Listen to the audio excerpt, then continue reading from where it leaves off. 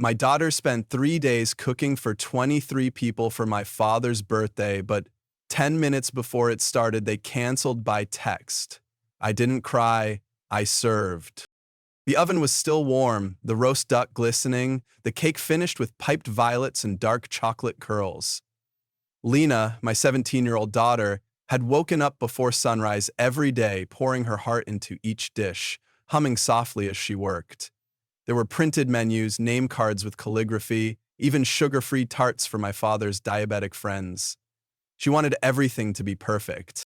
And then, a buzz, a text from my sister. Change of plans, we're dining out, just adults. No punctuation, no explanation, just a deletion. I stood there, paralyzed, phone in hand, watching Lena float through the kitchen like a hopeful comet, asking if the lemon glaze was too tangy. She hadn't seen the message yet, but when she did, when her face fell and her hands stopped moving, I didn't cry, I didn't scream. I plated the duck, I lit the candles, I served. I wasn't always the woman who served duck in defiance. Once, I was just the second daughter, the quieter one, the backup plan. My name is Sophie. My parents had me 2 years after my sister, Lily. She was the shining one, the planned one, the ballerina in sequins who earned applause with every spin. I was the surprise, or as my mother once said, a sweet unexpected. My childhood was a study in comparison. Lily got ballet, I got library cards. She was praised for grace, I was reminded to tone it down. I remember asking once if I could join a woodworking class. My mom blinked. What for? That's not ladylike. When I took apart an old fan and made it work again, my dad scolded me for touching his tools. But I learned, quietly. I taught myself leathercraft, then turned it into a side hustle in college. Years later, my husband and I built a home goods brand. Custom, handmade, practical. It paid the bills, funded vacations, bought braces and birthday cakes. My parents called it a hobby. Lily had degrees and debts. I had spreadsheets and a thriving customer base. Then came Lena, my girl, my mirror, and my redemption. She was born with sauce on her fingers and fire in her belly. Her first full sentence was, "Can I mix it?" She read cookbooks like fiction, binged food documentaries, cried once because her souffle felt emotionally flat. At 10, she catered a bake sale. At 14, she asked for a stand mixer instead of a phone. Lena was never just into cooking. She was cooking. Every summer, she picked a cuisine to master. One year it was Thai, then Moroccan, then French pastry. She took online classes, made spreadsheets of grocery costs, adjusted recipes for allergies, just for fun. The kitchen became our safe zone. After a rough day at school, she'd need bread to decompress. When I had a fight with my parents, we'd roast garlic and vent over pasta. Her friends came over not for games, but for risotto and tartlets. Her apron collection grew, her ambitions grew faster. So when Lena told me I want to cook the entire birthday dinner for Grandpa, I wasn't shocked. I was honored. I asked, "Are you sure?" She nodded. "I want them to know who I am." And I wanted them to know her too. To see the passion, the effort, the meticulous care, to taste what love looks like when folded into pastry. So we planned, we listed, we scheduled, we tested. For 3 days, I watched her transform our kitchen into a restaurant-level operation. She cleaned with military precision, adjusted for everyone's preferences. Grandpa didn't like mushrooms, gone. Grandma didn't eat sugar, done. Uncle had a peanut allergy, triple checked. She even handwrote everyone's name for place cards, added wildflowers to the centerpiece. I was in awe. This wasn't just a dinner, it was a love letter to a family she believed still deserved it. And for a moment, I believed it too. There was a kind of quiet joy in watching her prepare, not frantic, not performative, just pure focus and care. When the table was finally set, she turned to me, cheeks flushed, hair pinned back with a clip shaped like a whisk, and said, "Do you think they'll feel special?" I smiled, though something tugged in my chest. If they don't, That's on them. Because deep down, I remembered every time my own efforts were brushed off, every time I was the afterthought. I didn't want that for Lena. She deserved to be seen. The night before the party, she barely slept. She remade an entire batch of soup because she thought it lacked depth. I told her it tasted perfect. She said, but I want it to feel like a memory, not a meal. That's Lena. She cooks feelings. We even bought a small spotlight to angle above the dessert table, her idea. Lighting makes people slow down. I want them to notice. I thought they would. I hoped they would. Because she wasn't just trying to impress, she was trying to connect with people who honestly hadn't always deserved it. But hope is a dangerous thing, especially when you've been raised to survive on crumbs. I watched her flutter around that kitchen, setting timers, brushing egg wash, folding napkins into shapes shaped like stars. I thought about how far we'd come. Two underdogs with flour on our forearms and too much love in our hands. And for a fleeting, dangerous moment, I believed this dinner might change things, that they'd sit at the table, taste her effort, and finally see us not as backup, not as convenient, but as something whole and worth honoring. But love alone can't fix blind spots, and not every dish, no matter how perfect, will be received. Looking back, the signs were always there. It started small, always does. A missing thank you here, a subtle eye roll there. Like the time Lena brought a freshly baked galette to Easter lunch. My mother took one bite, said, not bad, then nudged it aside for the store-bought pie my sister brought. Lena smiled. Or the Christmas when she hand-wrapped jars of her homemade preserves for everyone, spicy tomato for dad, strawberry lavender for grandma. My sister scoffed, next time just grab gift cards like everyone else. They all laughed. Lena laughed too. Then she asked me later, do you think it was too much? It wasn't. But trying hard in our family was seen as trying too hard. Ambition was suspicious. Passion, annoying. Unless it came from Lily, who could fail and still be applauded. When Lena aced her culinary course with a perfect score, no one asked her about it. When Lily's daughter placed second in a school art fair, they framed it. The message was clear: Lena's achievements weren't real. They were hobbies, lucky guesses, child's play. It was in the way my father said, she's cute when she gets all serious about soup, as if her dedication was a magic trick. Amusing, but not to be trusted. It was in how they used my money without asking. Quiet charges to my business card for family dinners I wasn't invited to. Broken water heaters I wouldn't mind covering. Once, my mom called and asked if I could just spot them a bit for a surprise trip for Lily's birthday. The same week, I told her Lena was saving for a new chef's knife. I said no. My mom paused, then said, "You've changed." What she meant was, you've stopped letting us take. But Lena, she hadn't hardened yet. She still wanted their approval, their praise. She still believed she could earn it. Once, after a brunch, she spent 20 minutes in the guest bathroom. I found her later, wiping her eyes. "Just steam," she said, "from the eggs." She was 12. By 16, she'd started biting her tongue more, smiling through criticism.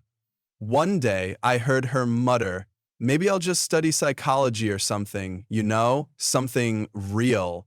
My heart cracked. "Lena," I said, "cooking is real." She nodded but didn't believe it yet. They chipped at her, a little each time, until even she began to question the things she loved. But the worst part wasn't what they said, it was what they didn't. No congratulations, no curiosity, no invitations to share, just silence, the kind that swallows effort whole. So when she asked to cook Grandpa's birthday dinner, I saw the flicker in her eyes, not just hope, hunger, a desperate longing to finally be seen. I should have known better, but I wanted to believe too. The week leading up to the party, I overheard my sister on the phone with our mother. "She's really doing this? A teenager cooking for everyone? That's brave or stupid." They didn't know I was listening. I didn't tell Lena. Then came the suggestions. My mother emailed a list of safer dishes: potato salad, meatloaf, nothing too ambitious. My father mentioned maybe ordering a backup cake just in case. I asked Lena if she was okay. She said yes, but later I saw her reworking the dessert menu, muttering, "Simple, make it simpler." They didn't even try to hide the condescension. My aunt, who wasn't even coming, sent a message in the family chat, "Hope it's edible, fingers crossed." No one replied. No one defended her. Even on the morning of the party, as Lena was frosting the final cake tier, she paused and asked, "What if they don't eat it?" I hated that question. I hated that she had to ask. They made her doubt herself before they even showed up, or didn't. Every little remark, every dismissive smile, every time they used play instead of work when talking about her cooking, it all built up like grease in a pan, invisible at first, then impossible to scrub out. But Lena kept showing up. She kept giving. She kept hoping. She hadn't yet learned the lesson I had taken years to swallow.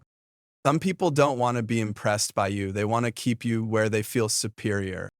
And they will never clap for the things that threaten their own reflection. The betrayal didn't come with thunder or fireworks. It came as a text, 10 minutes before guests were supposed to arrive.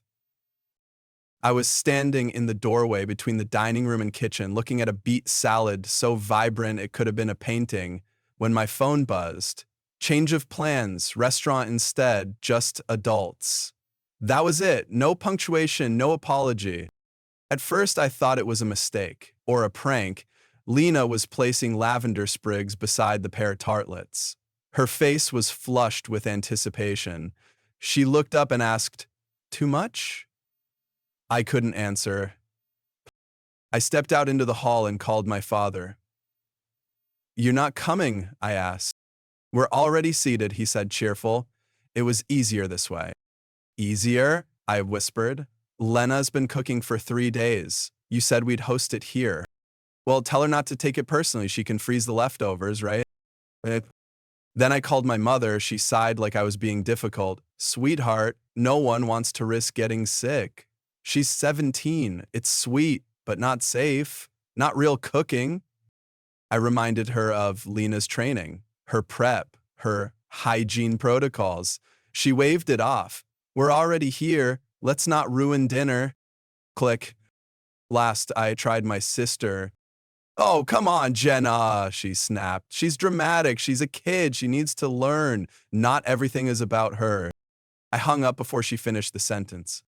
Back in the kitchen, Lena was humming. She pulled a tray of sugar-free tarts from the oven and asked if the glaze looked too glossy. I didn't answer. She noticed. Her gaze flicked to the phone in my hand. Her smile dimmed. "Did something happen?" she asked. I tried to lie, couldn't. She reached for the phone and saw the group chat, a photo of the restaurant. My father raising a wine glass, my mother smiling, my sister's kids, teenagers, clearly not just adults, plates already half eaten. She stared too long, then she called Grandma. I couldn't hear the words, but I saw the damage. Her shoulders sank. She didn't cry. She just nodded, and then stopped nodding. Her face crumpled. She placed the phone down slowly like it was fragile. Then she turned to the cake. 3 layers. Chocolate lace. Candied violets. "I should throw it all out," she said. I stepped forward. "No, if they won't eat it, someone else will." El coup. I didn't know yet, but I would. That night, while they toasted at a restaurant, on my credit card no less, I stood in our hallway holding a plate of untouched roast duck and wondering how the hell we got here. And then it hit me. They hadn't just abandoned her, they erased her and made me pay for it. $1,327.90. That was the charge. Same restaurant, same number of guests. I stared at the transaction. First I laughed, then I felt it. That quiet, focused rage. They'd stolen her moment and my money. And they thought I'd stay quiet. They thought wrong. I turned to Lena. She stood like stone in front of her cake. We should just trash everything, she said again. No, I replied, not this time. I picked up my phone, not to text them, to summon others. Anyone who could eat, anyone who could witness. Friends, neighbors, acquaintances, people who had ever complimented Lena's cooking, anyone who would treat her work with respect. And then the doorbell rang. The first guests were our neighbors from 2 houses down, a retired couple who once brought Lena a basket of lemons for her sorbet experiment. They walked in carrying a bottle of wine and wide eyes. More came within minutes, a friend from my book club, a coworker I hadn't seen in months, a cousin who was usually forgotten during holidays. They brought nothing but empty stomachs and open hearts. Lena, at first stunned, tried to retreat to the kitchen. I stopped her. You cooked. They're here for you. She froze. But it's not a real dinner party. We found chairs. We laid out the food. Lena began reheating sauces, checking temperatures, whispering her worries into the steam. Then someone unexpected arrived, a local journalist. Food writer, a friend of a friend, had sent her the story. She asked if she could take a few pictures. Lena turned pale. I nodded for her. The journalist tasted, then took notes. She asked Lena about ingredients, about process, about why she chose pomegranate over cranberry. You're good, she whispered to me, better than some professionals I've reviewed. The room buzzed, not with gossip or judgment, but admiration. By the third course, people were applauding. By dessert, they stood to toast. To Lena, someone said, to the girl who cooked a feast and turned heartbreak into a banquet. Lena smiled. Small, but real. She sliced her cake. The one meant for people who never showed up, she served it to those who did. At 2 a.m., the article went live. 17-year-old chef abandoned by family throws stunning pop-up dinner. They didn't name names, but they told the truth. How Lena cooked everything, how the family bailed, how strangers showed up and stayed. And the next morning, the world began to care. Emails came in, comments poured through, support, praise, requests. And somewhere in the middle of it all, Lena looked at me and said, I'm glad we didn't throw it away. Me too, kid. Me too. We didn't sleep much that night. There were dishes to wash, texts to answer, emotions to process. But as dawn broke, I found Lena sitting by the window, still in her apron, notebook in hand. What are you doing? I asked. Planning next year's menu, she said. She wasn't broken. She was blooming. By the next afternoon, the article had gone viral. At first, it was exhilarating. Messages from chefs, invitations from food pages, encouragement from strangers who had never tasted a single dish but believed every word. But then came the other side. The texts. You've made us look like villains. That was from my sister. We're being harassed. Are you happy now? From my mother. We'll sue if you don't correct the lies. My father. Lena saw them. She didn't mean to. My phone had been left unlocked on the counter. When I walked in, she was sitting on the floor, back against the fridge, phone in hand, eyes unreadable. I didn't think it'd be this big, she whispered. It's not your fault, I told her. But it was about me, she said, and now they hate me more than before. She didn't cry. Not right then, but that night I found her in her room, curled up with a blanket over her head. She didn't come down for breakfast the next day. By the third day, she was back in the kitchen, but not to cook. She stood by the counter, staring at her stand mixer like it had betrayed her. Her hands didn't move. She looked up and asked, "Do you think I'm cruel?" "No," I said immediately. "But they think I am. They think I embarrassed them." He told the truth, but it hurt them. And there it was, that painful, quiet guilt, the kind that buries itself inside kids who grew up needing love from people who didn't know how to give it. I watched her go silent for days. She stopped checking messages, stopped sketching recipes. Her food blog froze. She avoided the kitchen. She didn't say it out loud, but I could tell. She thought maybe they were right.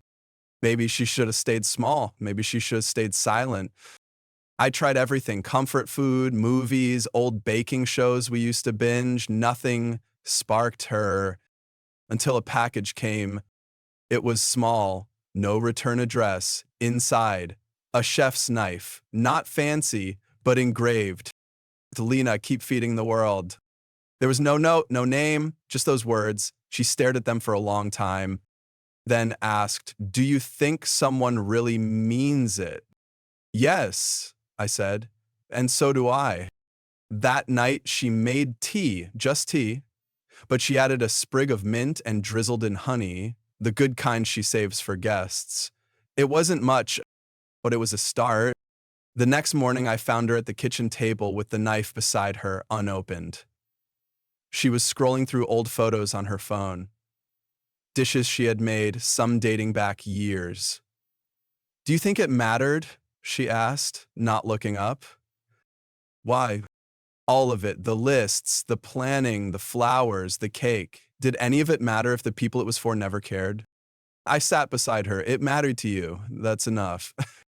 She shook her head. "I wanted it to matter to them." I didn't have an easy answer because I knew exactly how that felt, how it feels to hand someone your best and watch them step over it like a puddle. Later that day, she opened her laptop. I dared not speak. She clicked through her blog. The analytics had spiked, thousands of views, dozens of new comments, people asking for recipes, for advice, people thanking her for sharing. She didn't respond to any of them, but she didn't close the tab either. That night, I caught her looking at culinary school websites again, quietly, like she didn't trust herself to hope. She hovered over the application button, then closed the window. One step forward, two steps back.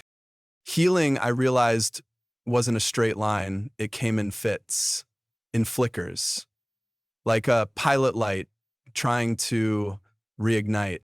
Days passed. Lena stayed low. I watched her doubt build walls I couldn't tear down, not with hugs, not with truths. It had to be her choice. But I kept showing up. I kept the kitchen clean. I left the mint blooming on the windowsill. I wrote "You're amazing" on the fridge whiteboard, even if she never acknowledged it. Then, one rainy Thursday, I came home to the smell of something sweet. Lena was in the kitchen, hair tied up, no apron. She was baking. Not for a party, not for a blog, just because. She looked at me, expression neutral. "Chocolate olive oil cake," she said. I wanted to see if I could still make it. She couldn't. We ate in silence. I didn't praise her. She didn't ask.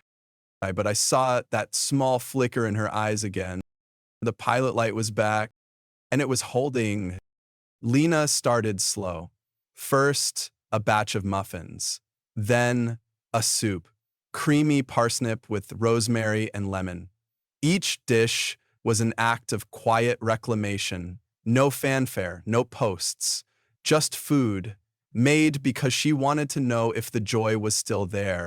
It was bit by bit, the kitchen filled with movement again. I'd find scribbled notes on the counter, new ideas sketched in the margins of old cookbooks. One morning, I opened the fridge and saw 4 labeled jars: test, smoked paprika hummus. She hadn't said a word, but the experimenting had resumed. Then, one night, she made risotto. It was her father's favorite. He wasn't even home that evening, but she made it anyway. I needed to stir something for a long time, she told me, standing at the stove. That same week, an email arrived. The chef who had read about her story invited her to stage an unpaid trial in his restaurant for a week. Lena stared at the screen for a long time, then said, "I don't know if I'm ready." I said, "You don't have to be ready, you just have to show up." She did. Every morning at 7 a.m., she left the house in silence. She came back smelling like smoke and butter, exhausted, exhilarated, starving, satisfied. After her last day, she said, "I didn't mess up, not even once." I could have cried. She didn't post about the experience. She didn't tell her old friends or her family, but she did leave her resume behind. A month later, she got a call. a summer apprenticeship. Paid. She said yes. That same day, she reopened her food blog. She started with a post titled, "How to Start Again When You're Not Sure You Can." It wasn't about the party, it was about confidence, fear, failure, and flavor. Always flavor. The comments came back, so did her rhythm. Soon she was catering small events, friend birthdays, community gatherings. People who had heard of the dinner requested her. She still didn't say much about it, but I could tell it lived inside her, not as a wound, but as a spine. She was upright now, taller. The apron returned, the lists returned, the joy, real quiet, resilient return. And one afternoon, while frosting cupcakes for a baby shower, she said, "I'm ready to apply. Culinary school." I didn't say anything, just grabbed her laptop and opened the page. She filled out every field, personal statement, goals, experience. She didn't even ask me to proofread. She pressed submit with her chin high and her hands steady. Then she exhaled and smiled. That weekend, we went to the farmer's market, just the two of us. It used to be a routine, but this time it felt different, like something sacred. She walked with purpose, pausing at each stand, asking questions about sourcing, seasonality, ethics. She picked up heirloom tomatoes and said, "They're ugly, I love them." That's how I knew she was healing. A few stalls down, a woman recognized her. "You're the girl from the article," she said. "You're Lena." Lena hesitated, then nodded. "That's me." The woman smiled, warm and wide. "I hope you keep cooking. What you did, it mattered." Lena thanked her. Her voice didn't shake. Later that day, she hosted a small dinner, just 6 people. Close friends, a couple neighbors, one of her old teachers. She called it a test kitchen night. No tablecloths, no fanfare. But the food, it sang. Course after course, she explained her process, accepted feedback, even laughed when one sauce broke slightly. "It's okay," she said. "I'll try it differently next time." I watched her glide between guests with ease, confident, gracious, lit from the inside. That night, as we cleaned up together, she said, "This feels right, not perfect, just right." I squeezed her hand. "That's all any of us can hope for." He nodded. "I don't need them to applaud anymore." That, more than anything, was her arrival. Not at some final destination, but at herself. Because healing isn't about erasing the pain, it's about growing around it. Lena didn't forget what happened, but she learned from it, she used it, she built from it. And that, to me, is the most powerful kind of rising there is. The next Monday, she started prepping her menu for the apprenticeship, not because she had to, but because she wanted to show up ready. Her knife was sharp, her heart sharper. And I, her mother, simply stood back, watching, cheering. They didn't expect the internet to remember, but it did. Months after the article faded from trending, a local awards committee nominated Lena for Youth Innovator in Culinary Arts. She didn't tell me at first. I found the letter folded inside her sketchbook. "I wasn't sure it was real," she said. It was. The ceremony was small, tasteful. Lena wore navy blue and a pinched expression. I told her she looked like confidence wearing heels. She rolled her eyes, but her grip on my hand said she needed that. Her name was called, her speech was brief. "I cook because it's how I make sense of the world. Thank you for seeing me." Polite applause. A week later, the clip of that speech, all 20 seconds of it, hit social media. Someone recognized her, tagged the article, and suddenly the story was reborn. Only this time, it wasn't just support, it was spotlight. Food magazines reached out, influencers reposted, one culinary school added her speech to their newsletter. People began referring to the dinner like it was a watershed moment. A metaphor, a warning, a rallying cry. And then the message came from my sister. "I think it's time we all talked in person." I stared at the screen for a full minute before responding. No, she followed up, "You're really going to shut us out after all these years?" I replied, "You already did that. We just noticed." The next day, a card came in the mail for my parents. No apology, just a request. We miss Lena. Can we take her to lunch? I read it out loud. Lena didn't flinch. They miss the version of me that didn't know better, she said. And that was that. Instead, we focused forward. A podcast invited Lena to speak. She hesitated, then agreed. Her episode was raw, articulate, humble. She didn't name names. But she did say this: some people only love you when you stay in the lines they drew for you. The quote went viral. One evening, a delivery arrived, a box of cookware from a luxury brand. Inside, a note: we love what you stand for. We'd be honored to have you represent us. Lena blinked. They want me? They do, I said, because you didn't fold. She took the deal, with a few conditions: free workshops for kids, ingredient donations to underserved schools. They agreed. She wasn't just cooking anymore, she was shaping something, a message, a movement. That month, her blog traffic tripled. She launched a recipe series called For the Ones Who Stayed. It wasn't petty, it was elegant, bold, a quiet triumph dressed in thyme and lemon zest.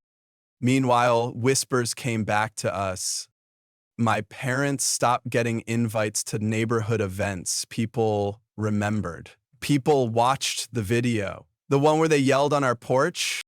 A friend from church reportedly asked my mom, "Is it true? Did you really walk out on her?" My mom, I'm told, didn't answer. One day, Lena opened her inbox and found an offer letter. The culinary program she had dreamed of, the one she thought was out of reach, accepted her with a partial scholarship and a handwritten note. We're lucky to have you. She printed it, framed it, hung it above her desk. And on the day we moved her into the dorms, she hugged me longer than usual, then whispered, "I'm not scared anymore." I smiled. Good, because you've already done the hardest part. She paused at the door. Will they ever say sorry? I don't know, I said, but you don't need it. She nodded once, then left, shoulder straight, fire intact. That night, I sat in her empty room, lit by the soft glow of her desk lamp. Her apron still hung by the window, and a single post-it note was stuck to the wall above her chair. It read, "Cook with your whole heart, leave nothing bland." I laughed, a watery, quiet laughter. That was Lena, all or nothing. Later that week, I received a message from the event coordinator of a citywide food festival. They'd read about Lena. They wanted to invite her as a guest panelist. She was barely 18. I forwarded her the email. She sent back just 3 words: let's do it. The panel was packed. Lena wore black, minimal makeup. Her answers were measured, thoughtful, surprising. A reporter asked, "What would you say to the people who doubted you?" She paused, thought, then said, "I'd thank them. They gave me material." The audience laughed, but I saw her eyes. Clear, centered, unbothered. After the panel, she stayed behind, shaking hands, exchanging cards. She didn't rush to post selfies. She didn't seek praise. She simply moved through the space like someone who knew they belonged. And as I watched her sign her name on a program for a young girl in the front row, I realized something. She hadn't just proven them wrong. She'd built a world where their opinion no longer mattered. Not through revenge, through excellence, through grace. And that was the most powerful counterattack of all. The fall from grace wasn't cinematic. It was quiet, uneventful, exactly how people fade when they've burned too many bridges without realizing the smoke was visible. My parents moved 2 towns over, claimed they wanted peace and quiet, but I knew the truth. Too many neighbors stopped saying hello. Too many friends had plans whenever a gathering came up. The video of them yelling on our porch never disappeared. People remembered not just the drama, but the cruelty, the disregard. They didn't lose everything, but they lost enough. My mother tried to join a new church group.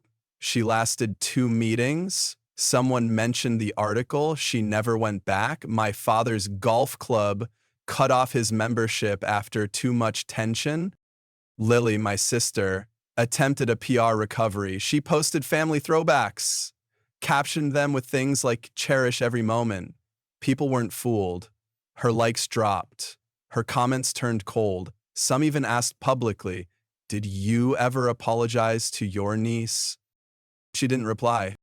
No lawsuit ever came, no apology either, but I got one last text from my mom. "We didn't mean for it to hurt her. We just didn't think it mattered that much." I never responded because that sentence told me everything. They didn't think she mattered that much. Lena never asked about them, never reached out. Once or twice, she saw their name on a package at the post office and turned away. She wasn't angry anymore, just done. Cutting someone off doesn't always look like fury. Sometimes it looks like forgetting their birthday, not saving their number, not flinching when you hear their name. It looks like moving on. And Lena did, brilliantly. And they got left behind by time, by relevance, by the very girl they tried to erase. The world had made its choice, and it wasn't them. I'd be lying if I said I didn't wonder if they'd show up again at a future event, maybe even graduation. I used to rehearse in my head what I'd say, but time softens even sharp rehearsals. When Lena's scholarship dinner came around, an open invitation went out to the extended family. Just formality, no pressure. No one from their side responded. But a cousin I barely knew showed up. He pulled me aside. "You know," he said, "your dad once laughed when I said I wanted to be a pastry chef, said I should get a real job. Watching Lena, it gave me peace. Like justice finally showed up." That stuck with me. People don't always get what they deserve, but sometimes, just sometimes, the universe lets someone rise so clearly, so brightly, it casts a shadow over those who tried to dim them. My parents weren't bad people, not entirely. They were small people, scared people, clinging to a version of family that required hierarchy, control, and unquestioning loyalty. And when that structure cracked, when Lena stood tall and wouldn't shrink, they didn't know what to do. So they did what they always had, walked away. But the difference this time? We didn't follow. We stayed, we flourished, and they became just another chapter we no longer needed to reread. One evening, as we walked home from a late dinner, Lena turned to me and asked, "Do you think they regret it?" I paused. "Maybe." She nodded. "But I don't." "What don't you regret?" "Letting go." And just like that, she let the past fall behind her like a napkin in the wind. The retrieve, unmissed. A year later, I sat in the back row of a sunlit auditorium, watching Lena cross a stage with a chef's knife tucked into her apron like a badge of honor. It wasn't a graduation, not yet. It was a showcase. Each student presented their final dish, described its inspiration, and stood while others tasted. Lena's dish? A reinterpretation of her original beet salad. Bold, earthy, balanced. She called it memory. When the panel asked why the name, she said, "Because everything I am started with something they forgot." That line stayed with me. Not because it was clever, but because it was true. The journey hadn't been linear, it had been messy, painful, illuminating. But somewhere between the rejection and the resurgence, Lena had found her voice, and it was plated with elegance. After the showcase, she hugged me tight. "Thanks for not letting me throw it all away." "I didn't do anything," I said. "You stayed," she replied. "That was everything." There's a myth we're taught that family is unconditional, that blood obligates us to tolerate, to forgive, to endure. But sometimes the most loving thing you can do is walk away or not let them back in. We didn't become stronger because we were hurt. We became stronger because we stopped letting the hurt define us. Lena is proof of that. She cooks now, not for approval, but for impact. She feeds joy, community, meaning. She's catered fundraisers, taught local kids to make pasta, even launched a tiny scholarship for teen girls in culinary school who need a second chance. She told me once, I thought my power was in the food, but it's in the choice to keep serving.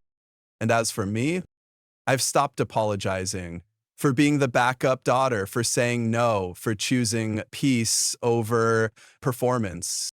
I don't need their seat at the table. We built our own, and it's full. Sometimes I still hear from people who read her story, parents, teachers, strangers. They ask what they should do when someone they love is being dimmed by family. I tell them protect the spark, even when it's small, even when it flickers, even when the room is full of wind. That's your job. Lena's story isn't about revenge, it's about rebirth, about reclaiming what should have never been questioned in the first place, her worth.